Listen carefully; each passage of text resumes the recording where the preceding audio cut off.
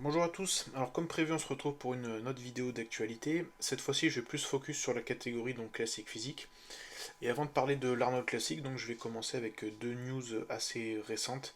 Alors d'abord la victoire de Wesley Visser donc en Pologne le week-end dernier, dimanche dernier exactement, ce qui lui permet de gagner sa qualification pour Olympia du coup, chose qu'il avait ratée au Portugal. Donc le plateau des compétiteurs était pas très connu, mais le niveau était assez correct. Et puis après en soi, Wesley, je trouve que c'est assez logique qu'il soit à Olympia. Après de là à ce que les juges le récompensent sur la scène d'Olympia, je pense qu'il y a encore du chemin à faire.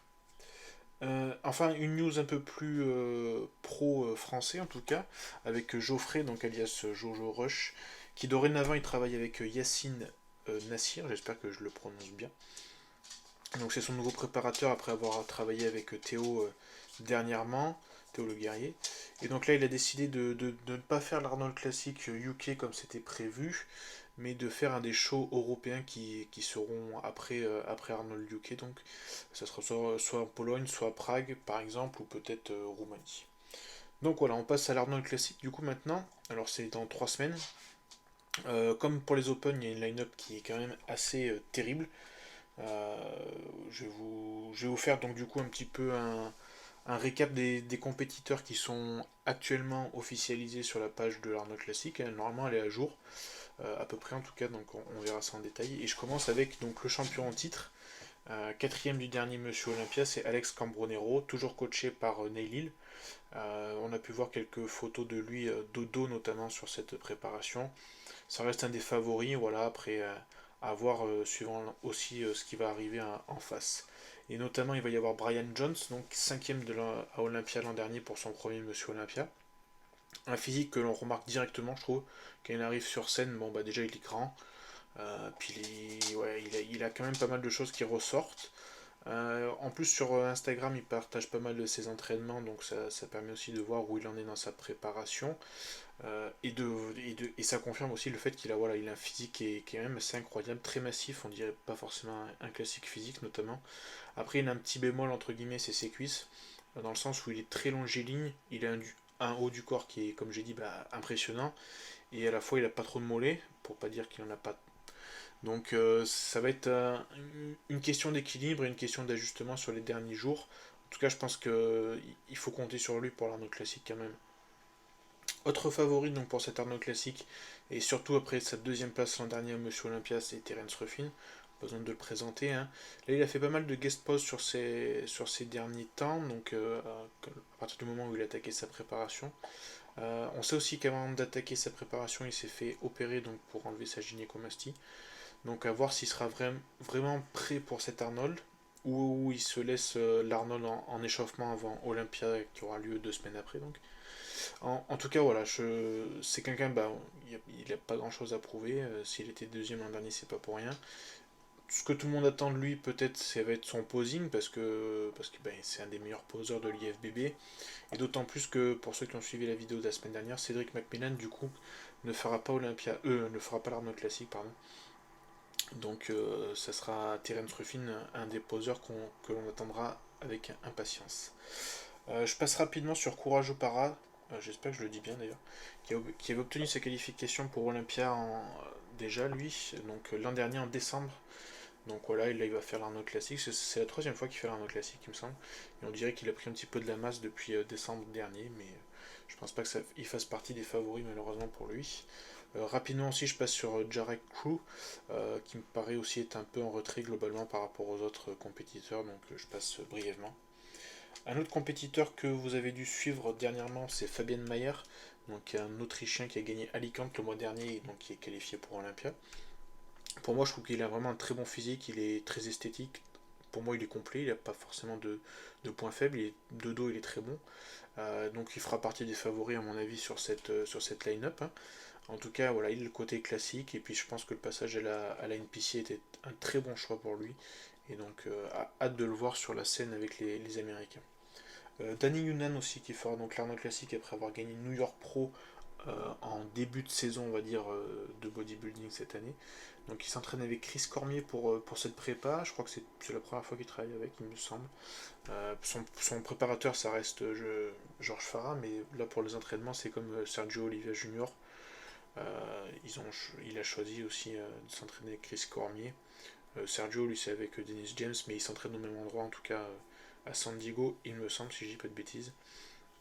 Donc voilà, en tout cas pour Danny, il faudra que lui se présente en meilleure forme qu'à New York, parce que ça lui avait permis de gagner, certes, mais là, s'il veut aller se frotter aux autres, à mon avis, et qu'il veut confirmer aussi ses bons classements Olympia précédents, faut qu'il soit en meilleure forme qu'à New York.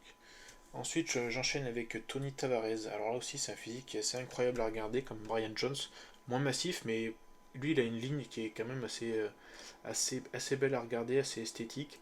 Il pose très très bien, donc là, je pense qu'avec Terence Ruffin, ça va être intéressant de voir. Il a du charisme sur scène. Il est en condition, mais je pense que par rapport au show qu'il a gagné au Texas et qu'il a qualifié donc à Olympia, il faudra qu'il la pousse un peu plus, à mon avis, par rapport au plateau qu'il y a là. En tout cas, voilà, vraiment un physique assez esthétique à regarder et qui est dans l'esprit du classique physique. Je pense qu'il n'y a rien à dire là-dessus. Logan Franklin, donc, qui fera aussi l'Arnold et qui fera après la Cini déjà pour le show à Hawaï qui a lieu après Olympia, il me semble, si je dis pas de bêtises là encore une fois. Deuxième au Texas, donc derrière Robert Timms, qui était donc assez incroyable, comme tout le monde l'a remarqué. Logan, il avait gagné d'ailleurs le prix du meilleur poseur pour le Texas, donc ça va être intéressant aussi là en termes de posing. Par rapport à Robert, je pense qu'il manquait de conditions au Texas, donc on va voir s'il va être capable de pousser ça un petit peu plus, tout en ne sacrifiant pas toute sa masse musculaire et son volume, parce que là où pour lui, je pense qu'il y a le plus d'enjeux, c'est justement d'ajouter de la masse et du gamme sur son physique qui est assez longiligne, et malgré qu'il a beaucoup progressé depuis son passage en men's physique à classique physique, voilà, c'est à mon avis le challenge pour lui. Avant-dernier compétiteur, mais pas sûr qu'il participe à cet Arnold Classic, c'est Deontre Campbell, 10e l'an dernier à Olympia, qui avait gagné Tampa et qui avait été la grosse surprise à Olympia. J'avais fait un podcast avec lui d'ailleurs pour ceux que ça intéresse il y a quelques mois de cela, donc après sa 10e place. Mais c'était pas prévu donc pour lui qu'il fasse des compétitions cette année. Surtout qu'il a eu son deuxième enfant qui est né il y a quelques semaines de ça. Et sur les. J'ai pas discuté avec lui dernièrement, mais il me semble que sur certains posts, j'ai vu passer que c'était pas forcément sûr qu'il faisait l'Arnold. Et puis je finis avec Peter Molnar. Alors en Europe, je pense qu'il n'y a pas besoin de le présenter, c'est peut-être le classique physique que tout le monde attend et veut voir. En tout cas, voilà, il va faire son deuxième pro show en Pro League, son premier pro show aux États-Unis. L'an dernier, il a gagné Roumanie sans conteste, on va dire, hein, vraiment. Donc qualifié pour Olympia déjà. Là, il a prévu de faire l'Arnold Classic à Ohio et puis après UK après Olympia. Donc ça va être intéressant là vraiment de le voir maintenant combattre entre guillemets avec la Pro League, en Pro League en tout cas. Au niveau de son physique, bah rien à dire, hein. Je pense qu'il a rien à prouver, ça fait des années qu'il est en super forme, qu'il a un physique que tout le monde remarque, que tout le monde apprécie, que ce soit depuis ses débuts en France, en tout cas au top de Colmar, ou jusqu'à même son passage à la PCA, ou encore même en, en Roumanie l'an dernier, donc en Pro League. Voilà, c'est quelqu'un que tout le monde est assez d'accord pour dire qu'il est assez extraordinaire en termes de physique, de conditions, de balance, d'esthétisme, d'équilibre. Donc voilà, là, normalement il travaille toujours avec Chris Aceto, donc ça va être intéressant. Et puis bah, surtout, bah, là on va pouvoir le comparer à 2 semaines d'Olympia avec déjà des top olympiens comme Terence, Brian, Danny ou encore Alex Cambronero. Donc on va déjà avoir un bon aperçu de ce qu'il va donner sur la scène des États-Unis. Voilà pour cet Arnold Classic, donc en classique physique. On fera un podcast sur la chaîne de Stan avec sûrement Nico et peut-être Geoffrey pour parler des classiques, ça serait intéressant. Pour donner nos prédictions donc quelques jours avant sur cette line-up. En attendant, dites-moi si vous avez un favori déjà avec ce que je vous ai présenté ici. Est-ce que vous attendez aussi de Peter Molnar ou est-ce que vous pensez que c'est la nouvelle génération, que ce soit les Tony Tavares, les Brian Jones, les Terence Ruffin qui vont encore exploser comme on a pu voir sur les catégories Open notamment depuis quelques mois maintenant.